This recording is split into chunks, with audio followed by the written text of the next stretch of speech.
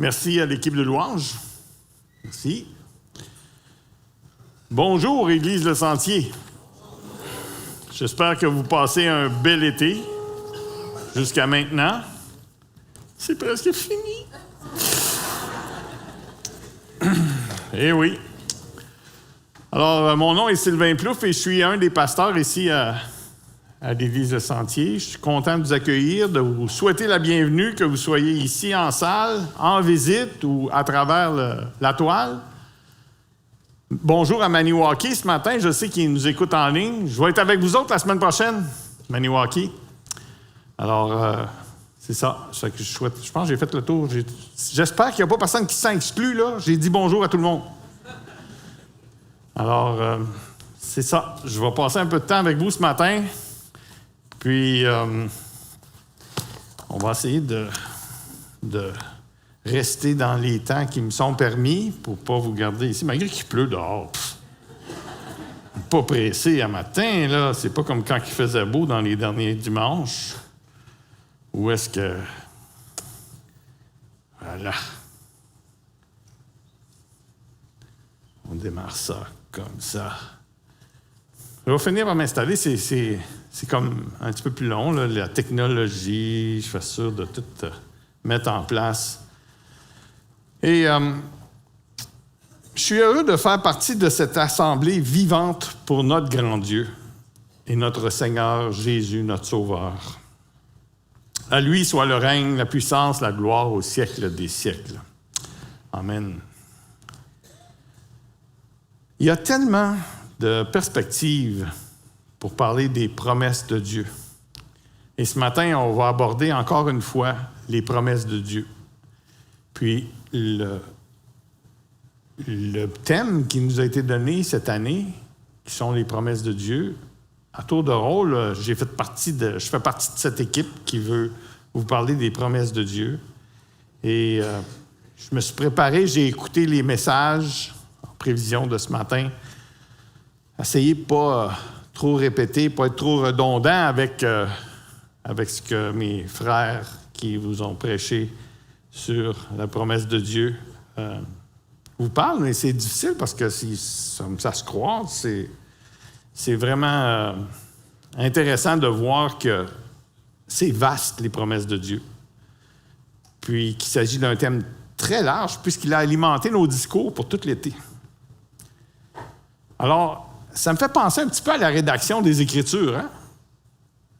Plus de 40 auteurs, ou proches, et chacun avec ses couleurs, avec son arrière-plan, s'assoit, puis par l'inspiration de Dieu, écrit les Écritures.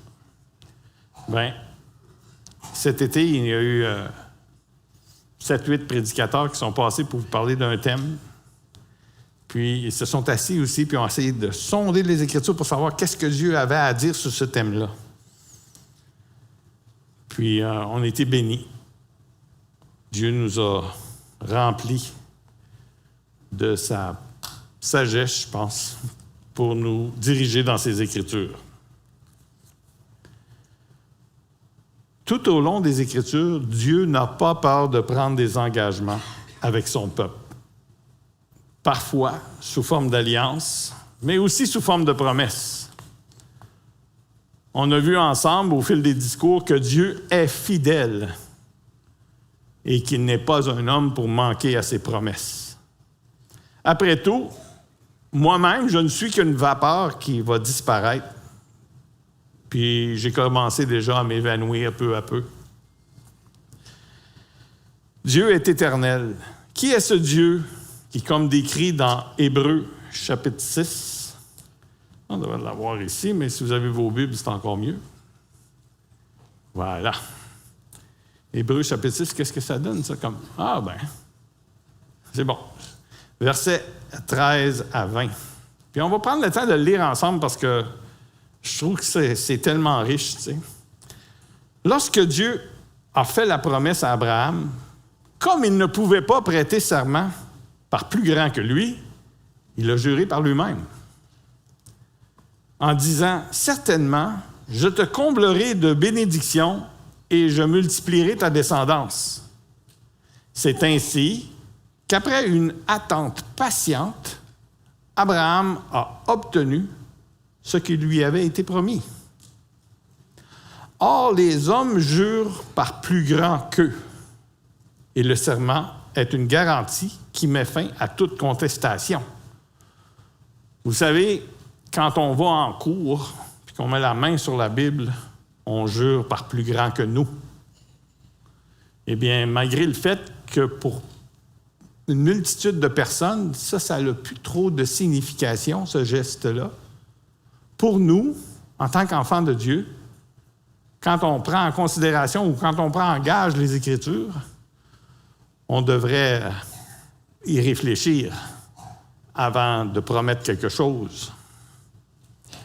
Alors, quand ce geste-là est posé en cours, c'est parce qu'ils veulent s'assurer. Puis comme le dit la Bible, ça dit que le serment est une garantie qui met fin à toute contestation. Ça veut dire que quand on s'engage à dire la vérité en plaçant notre main sur les Écritures, c'est parce qu'on va dire la vérité. C'est parce qu'on ne mentira point. C'est pourquoi Dieu, voulant montrer plus clairement encore aux héritiers de la promesse le caractère irrévocable de sa décision, est intervenu par un serment. Ainsi, par deux actes irrévocables dans lesquels il est impossible que Dieu mente, nous sommes puissamment encouragés, nous, dont le seul refuge a été de saisir l'espérance qui nous était proposée. Cette espérance, nous la possédons comme une ancre solide et sûre de l'âme. Elle pénètre derrière le voile, là où Jésus, établi grand prêtre pour toujours à la manière de Melchisédek, est entré pour nous en précurseur. Et on se rappelle que, Melchisédek, c'était un homme qui est apparu dans les Écritures comme étant le grand prêtre de Dieu. Et maintenant, Jésus est entré dans le lieu 3 fois saint, ce lieu où le sacrificateur juif ne pouvait avoir accès qu'une fois par année, avec tout un protocole de préparation pour le pardon des péchés du peuple. Et nous, on a cet accès maintenant en Jésus-Christ. On est privilégiés, frères et sœurs. On a cette promesse que Jésus a ouvert l'accès. Celui qui est ne ment pas et ne peut pas manquer à sa parole. Mais tout cela, nous en avons parlé précédemment dans les autres discours. Vous savez que les promesses sont nombreuses dans les Écritures. Il y en a pour tous les goûts. On retrouve des promesses dans la Bible pour presque toutes les situations de la vie, offrant conseil, paix, sagesse et espérance. Certains livres les placent en catégories. J'ai fait le petit travail de demander à Google, parce que Google, c'est tout. Quelle est la plus grande promesse de la Bible? Jésus est l'ultime promesse, car en lui repose notre salut éternel. Voyez-vous, si vous n'avez pas mis votre espérance en Jésus comme étant votre sauveur, comme ayant pris votre place pour être frappé comme justice de Dieu, si vous n'avez pas fait cet engagement-là avec Jésus-Christ, si vous ne l'avez pas mis au centre de votre vie, bien, les promesses, ce n'est pas pour vous. Pas encore. J'espère que Dieu, par son esprit, va travailler vos cœurs, puis qu'il va vous amener, parce que Christ est la clé qui déborde les promesses. Christ est la clé pour avoir accès à toutes les promesses qui sont dans les Écritures. En fait, nos cœurs ne sont pas prêts à croire dans les promesses et à s'engager envers les promesses tant et aussi longtemps que Christ n'a pas envoyé son esprit habiter en nous. Puis ça se fait en plaçant notre foi dans l'œuvre de Jésus-Christ, mort à la croix pour nos péchés et ressuscité le 3e jour. C'est par lui, avec lui, en lui, que s'accomplit la promesse. en s'écriant sur le bois de justice, Tétélestai, traduction, que tout est accompli. Ce mot est soigneusement choisi par Dieu, car il est utilisé dans son original grec dans 3 domaines. Le premier domaine est celui du monde juridique.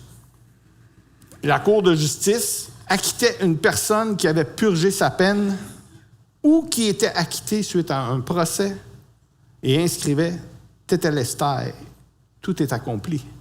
Soit que cette personne-là avait purgé sa peine et que maintenant, elle n'avait plus de dette envers la société, ou elle avait été acquittée pour faute, probablement, il n'y avait pas assez de preuves pour l'incriminer, ou il était tout simplement innocent. Dans notre cas, cela s'applique à nos crimes, à cette dette qu'on avait contractée envers Dieu, en le rejetant, en lui désobéissant, en manquant d'amour pour le mettre premier dans nos vies. On avait contracté cette dette avec Dieu et Christ l'a payé. Tétélestai, il a tout accompli pour payer notre dette. En deuxième lieu, ce mot est utilisé en finance. Lorsque quelqu'un s'acquittait d'une dette monétaire, on écrivait sur le contrat de l'époque « Tétélestai ». Tout est accompli. Tout a été remboursé.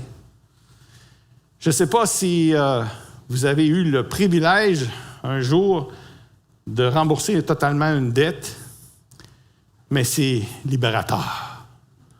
Quand on finit de payer une voiture, quand on finit de payer une dette qu'on a contractée envers un ami, c'est libérateur.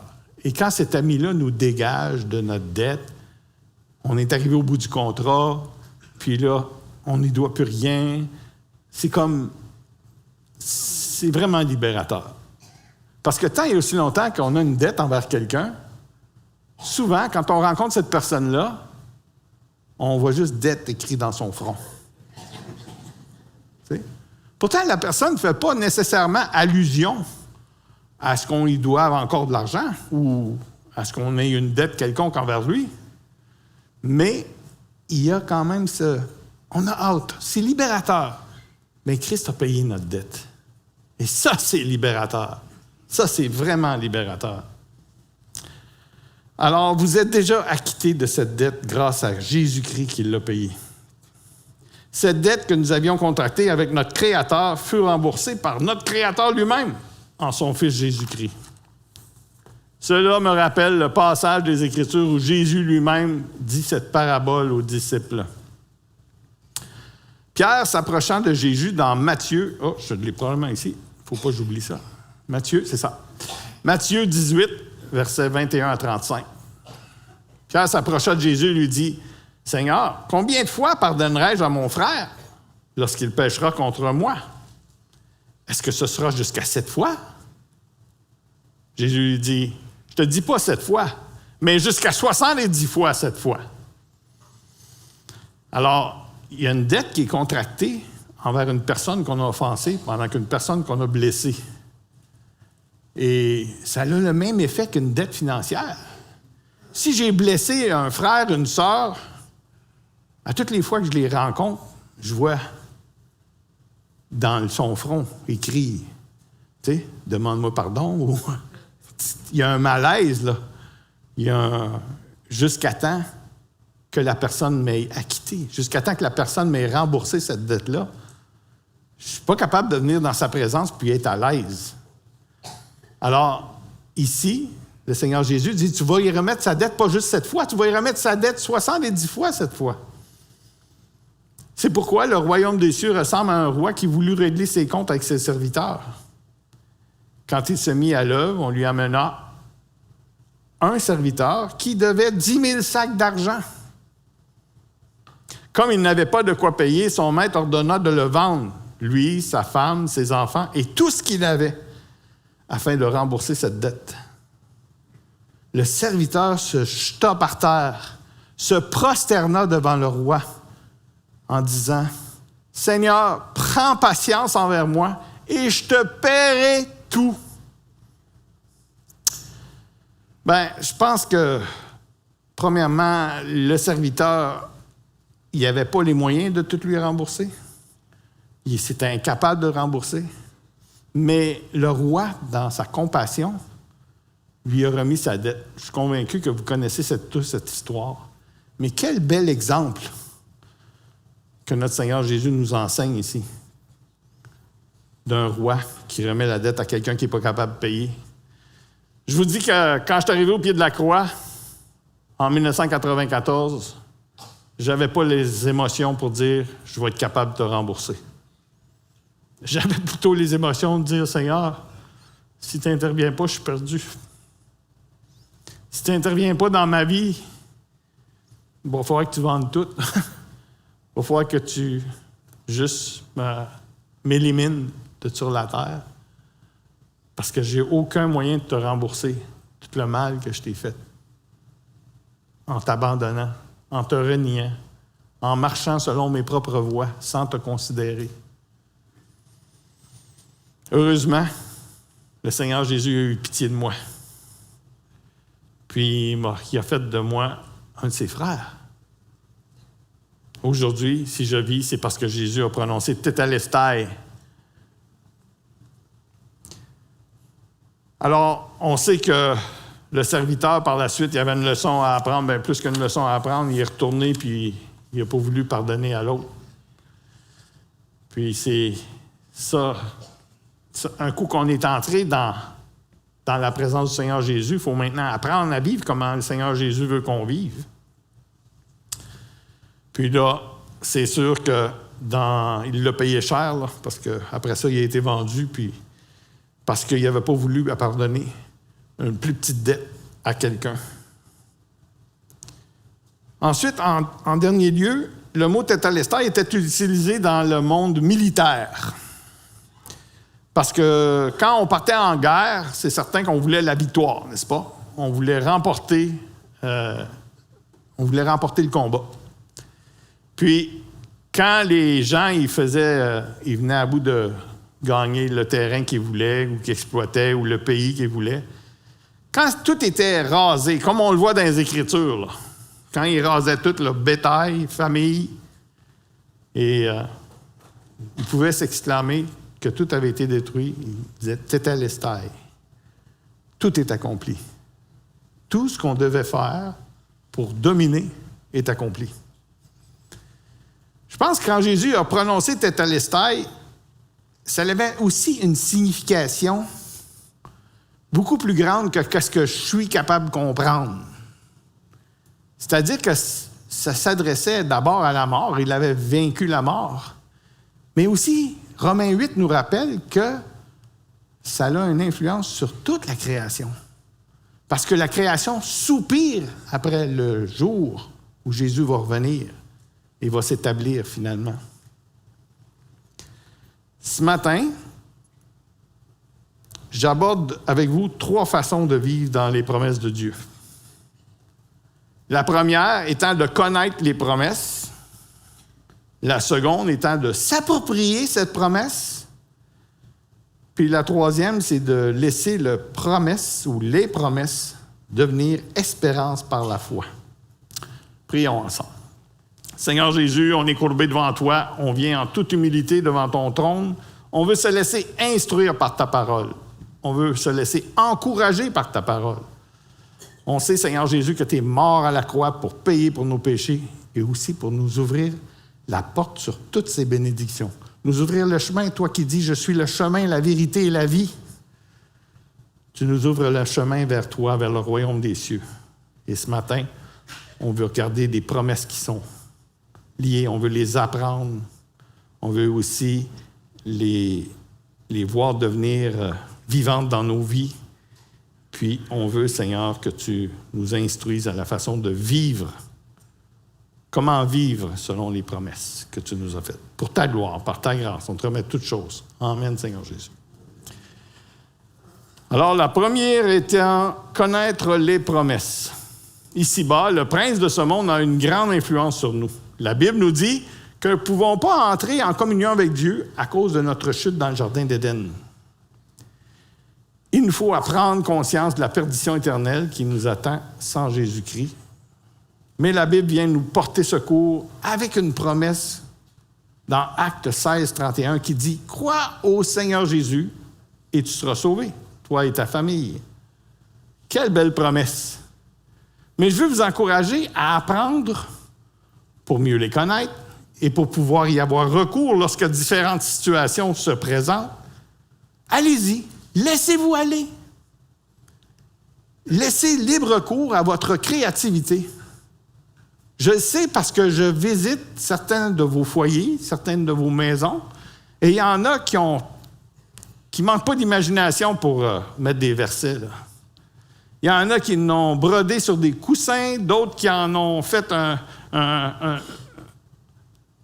une couverture, d'autres qui ont des cadres sur les murs, d'autres qui l'écrivent au frigo, sur le frigo.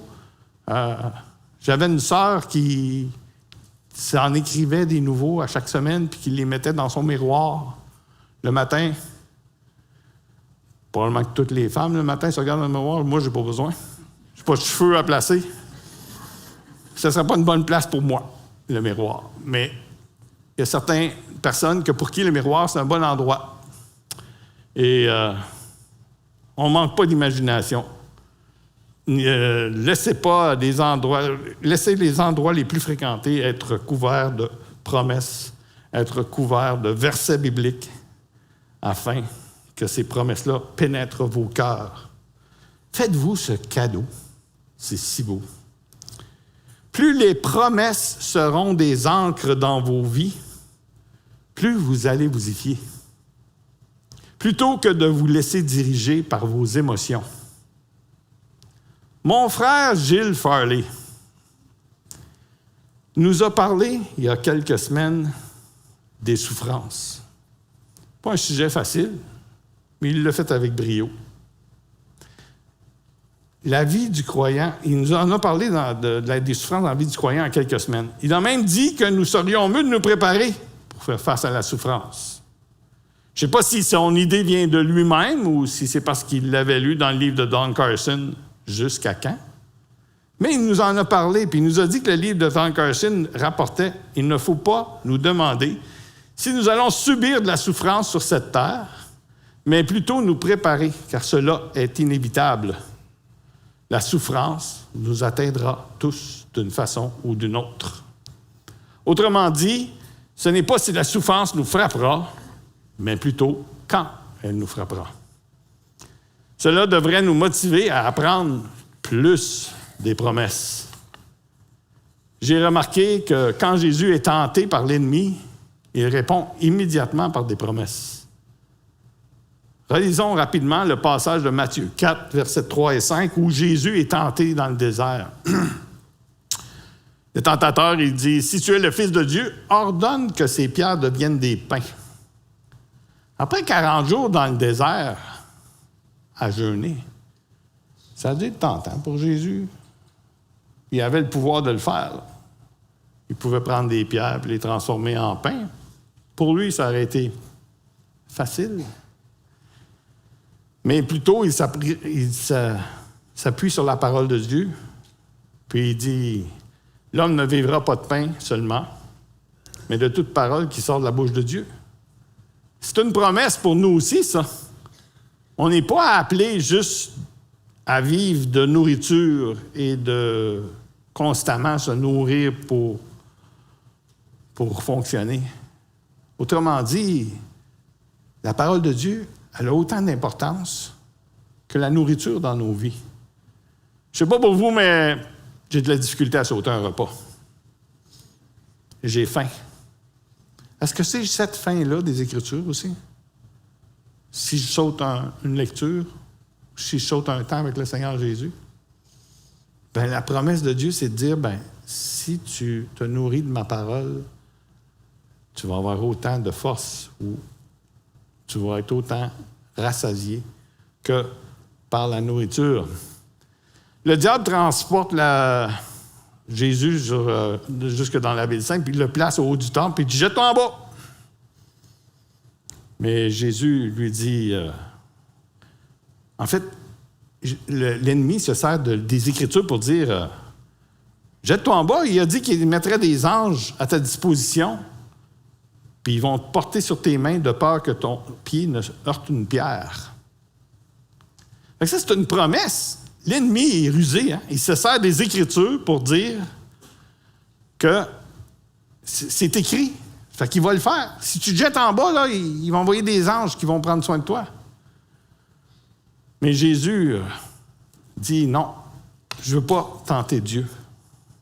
Et même si mon Père a promis de me garder, je ne veux pas provoquer le Seigneur. Alors, il y a des promesses que nous-mêmes, on doit rechercher, puis qu'on doit mettre en application dans nos vies, mais jamais au détriment de Dieu. Jamais dire Dieu est moins bon parce que sa promesse envers moi, qui est écrite dans le livre, elle ne s'accomplit pas. Il y a quelque chose à comprendre dans ça. Il y a des leçons à tirer. Il faut réfléchir et s'attendre à Dieu plus que à nos émotions, nos sentiments. Ensuite, l'ennemi lui-même s'asseye en faisant une promesse, en disant, si tu t'inclines devant moi, là, je vais te donner tous les royaumes qui sont parce qu'ils m'ont été donnés. Je ne suis pas convaincu que ça y a été donné. Peut-être que la domination pour un temps, mais il n'y a rien qui appartient vraiment à l'ennemi. Tout appartient à Dieu. Une occasion ici de nous rappeler que les promesses peuvent être priées. L'expression « à cause de mon nom » qu'on trouve dans les Écritures fait référence à l'action de Dieu, souvent motivée pour sa gloire et sa réputation, plutôt que par les mérites ou les actions des individus. On retrouve Moïse, Josué, David dans les psaumes qui disent à Dieu, « Écoute, à cause de ton nom, à cause de ta réputation, tu as fait cette promesse-là, Seigneur. Comment tu vas agir aujourd'hui pour que ton nom ne soit pas terni? Comment tu vas agir aujourd'hui pour que ton nom ne soit pas diffamé? » Des fois, il perdait des batailles, puis Josué, il dit, là, Jéricho, tout le monde en a entendu parler quand on les avait détruits, que le mur était tombé. Là, on arrive sur Haï, une petite ville, on se fait renverser à cause du péché d'un seul homme qui avait désobéi à Dieu. Il faut s'approprier les promesses, il faut vraiment chercher à les apprendre. Parce que c'est écrit, ça devient une promesse. Jésus cite ces promesses-là. Frères et sœurs, pour vivre selon les promesses, il faut les connaître. La seconde était de s'approprier les promesses. On l'a vu tantôt. Il faut connaître les promesses, ensuite s'approprier les promesses. Moi, j'aime la belle promesse pour le chrétien dans Jean 14, 1 et 2. « Que votre cœur ne se trouble pas. Croyez en Dieu, croyez aussi en moi. Il y a beaucoup de demeures dans la maison de mon Père. Si ce n'était pas le cas, je vous l'aurais dit. » Quelle belle promesse. Jésus nous dit qu'il y a de la place dans le royaume des cieux. Jésus nous dit qu'il y a beaucoup de place dans le royaume de Dieu. C'est qu'il y a dans cette promesse transforme la vie du chrétien. Le fait de bien connaître cette promesse nous rappelle qu'un jour, nous serons retirés complètement de ce monde. Croyez-vous aux paroles que le Seigneur nous donne ici? Il ne nous abandonne pas. Il est parti nous préparer une place.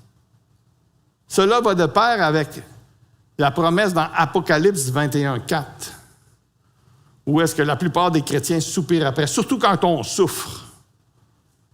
On soupire après. « Il essuiera toute larme de leurs yeux. La mort ne sera plus, et il n'y aura plus ni deuil, ni cri, ni douleur, car ce qui existait va disparaître. » Un gros amen, n'est-ce pas? Voilà notre espérance, libérée enfin de ce corps de chair qui dépérit. Dernièrement, Lynn et moi, on a fait refaire nos passeports. Vous connaissez certainement ce document qui a force de loi dans notre pays, mais aussi dans les pays du monde, pour nous identifier comme citoyens canadiens. Certains de vous ont des passeports de d'autres pays. Mon frère Robert Montgomery a sa citoyenneté américaine et sa citoyenneté canadienne. Mon frère Boniface Koudjounou a 3 passeports, 3 citoyennetés. Togo en Afrique, la France où il a fait ses études, et ensuite le beau Canada, le beau pays du Canada. Il a reçu ce passeport-là aussi. Alors, c'est merveilleux, mais ce document, il est temporaire, puisque notre vraie citoyenneté, elle est céleste. Ah oui, amen. Oui, c'est écrit dans Jean 1, verset 12. Mais à tous ceux qui l'ont accepté, à ceux qui croient en son nom, elle a donné le droit de devenir enfants de Dieu. Puisqu'ils sont nés non du fait de la nature, ni par une volonté humaine, ni par la volonté d'un mari, mais qu'ils sont nés de Dieu. Imaginez, frères et sœurs, on a un passeport qui nous attend au ciel. Bien, on le possède déjà, ce passeport-là. Sauf que Post Canada ne l'a pas livré. C'est le déjà pas encore expliqué par les théologiens, comme cette destinée que nous avons en Christ, mais qui prendra son plein déploiement que dans notre mort charnelle. Notre passeport céleste aura comme inscription « Né de Dieu », par la volonté du Père, par le sang de son Fils Jésus-Christ. En ce jour-là s'appliquera Apocalypse 21:4, que nous avons lu plus tôt. Il va essuyer toute larme de nos yeux. La mort ne sera plus. Il n'y aura plus deuil, ni cri, ni douleur, car ce qui existait avant a disparu. Oui, frères et sœurs, pour vivre selon les promesses, il faut nous les approprier. La Bible n'a pas été écrite pour décorer l'univers. Elle n'a pas été écrite pour être abandonnée sur une tablette. La Bible a été écrite pour la gloire du Créateur et sa famille. Nous, ses enfants, qui ne nous nourrissons pas de pain seulement, mais de toute parole qui sort de la bouche de Dieu. C'est qu'on a vu que pour apprécier, pour savourer, pour délecter dans les promesses, il faut les apprendre. On a vu ensuite qu'il fallait se les approprier, ces promesses-là. Puis, si vous êtes né de nouveau, si vous avez mis votre confiance en Jésus à la croix, elles sont pour vous. Elles sont pour vous, ces promesses-là. Elles sont écrites pour que vous puissiez vous accrocher. On a lu tantôt comme des ancres. Hein? Vous pouvez vous y fier. Le troisième, c'est de laisser la promesse devenir espérance par la foi. Jean-Sébastien Roy, dans son message du 13 juillet, a dit quelque chose qu'il a répété 2 fois, parce que ça avait toute une importance. Il dit, la foi, c'est l'espérance que nous avons dans la fidélité de Dieu. La foi, je vais le répéter 2 fois, moi aussi, tiens. La foi, c'est l'espérance que nous avons dans la fidélité de Dieu. Nous croyons que Dieu ne ment pas. Nous croyons que les promesses sont faites par Dieu et, comme Jésus l'a dit, il n'y a pas un trait de la lettre, pas un iota qui va tomber avant que je revienne, dit le Seigneur Jésus. C'est-tu un signe pour moi, ça, là? Non? On oublie ça? Ah, OK. C'est bon. Je pensais que ça voulait dire, hey, non, c'est comme pas tout à fait fini encore. Jean 14:3 nous dit, « Je vais vous préparer une place. Et puisque je vais vous préparer une place, je reviendrai et je vous prendrai avec moi, afin que là où je suis, vous y soyez aussi. » Êtes-vous déjà allé en quelque part sans vous préparer? Ou sans prendre de réservation? Je me rappelle, il y a quelques années, Lynn et moi, on s'en allait en vacances. Puis on avait toutes, parce que ma femme est super organisée, là, on avait toutes réservé les nuits d'hôtel avec le parcours qu'on faisait. On disait, bon, tant de kilomètres parcourus cette journée-là, on arrête, on couche à telle place. Puis on se rendait pour Capcha pour aller chercher un de nos fils qui terminait un camp d'été avec l'armée. Avec, c'est pas l'armée, c'est l'armée, là, mais c'est les cadets de l'armée. Alors, on avait tout planifié ça, puis on visitait des frères et sœurs en chemin. Puis là, arrivé le vendredi soir, la planification de ce voyage-là commençait le samedi soir. Mais arrivé le vendredi, on est en vacances, il est 5 heures, on est après souper, puis là, je dis « Hey, on est prêts, là, toutes les valises sont faites, pourquoi qu'on ne part pas ce soir? » C'est que ma femme m'a dit « Ouais, mais on n'a pas de réservation nulle part. » Pas grave. Mais comment est-ce qu'il y a de monde qui part sur un... Ils appellent ça un « nowhere », hein?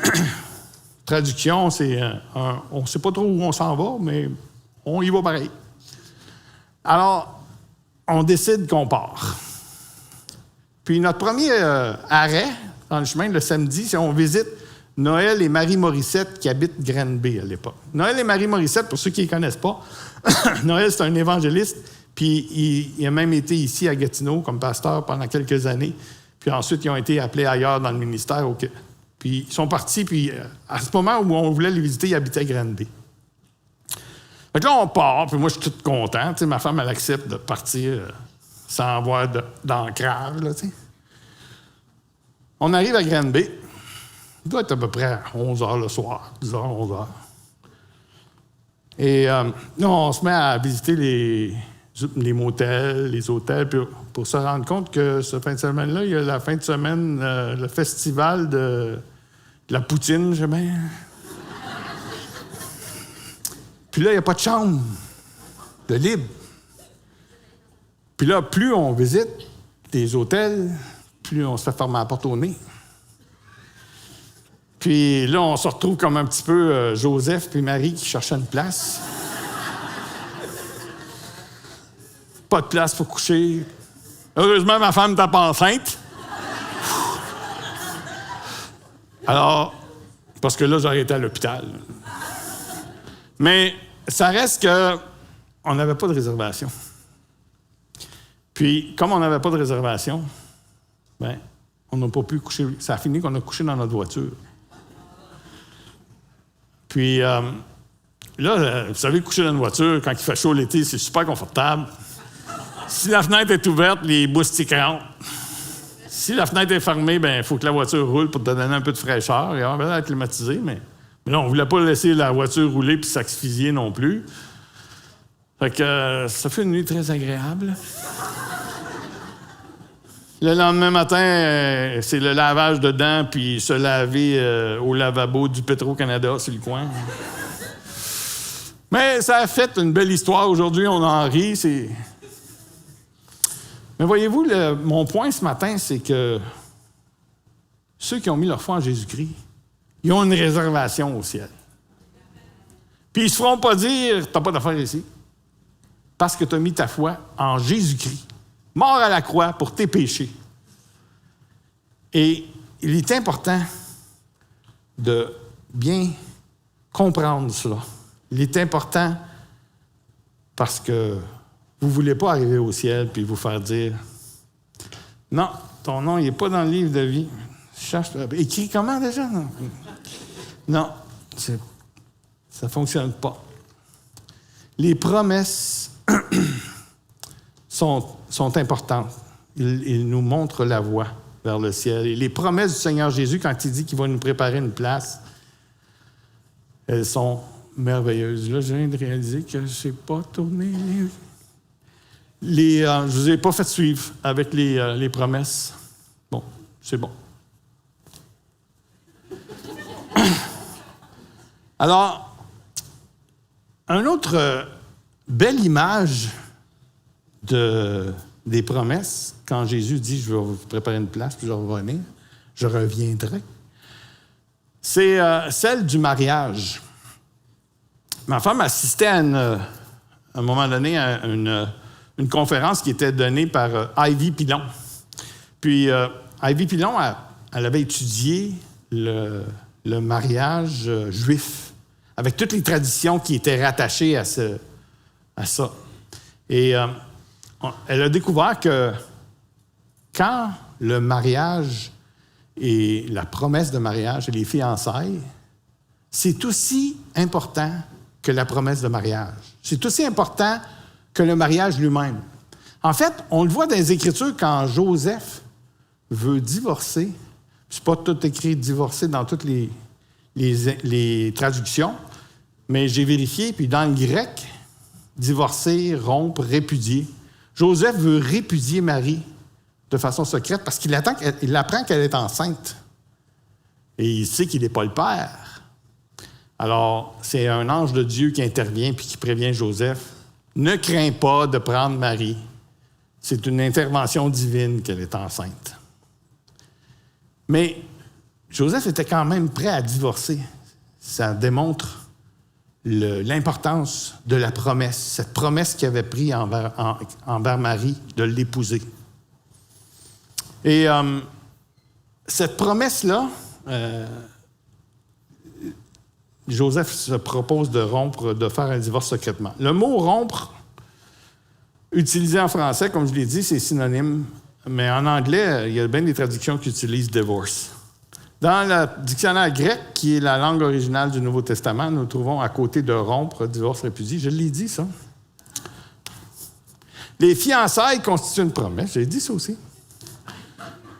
Pour en revenir à la tradition juive, après la promesse de mariage, le futur époux quittait avec son père. C'est là que je voulais arriver. Le futur époux quittait avec son père parce qu'à l'époque, c'est probablement plus des terres agricoles, le futur époux quittait avec son père pour aller construire un ajout à la maison familiale. Puis, des fois, il y avait quand même une distance considérable entre l'endroit où la fiancée habitait et où le fiancé était en train de construire l'agrandissement pour recevoir cette nouvelle famille.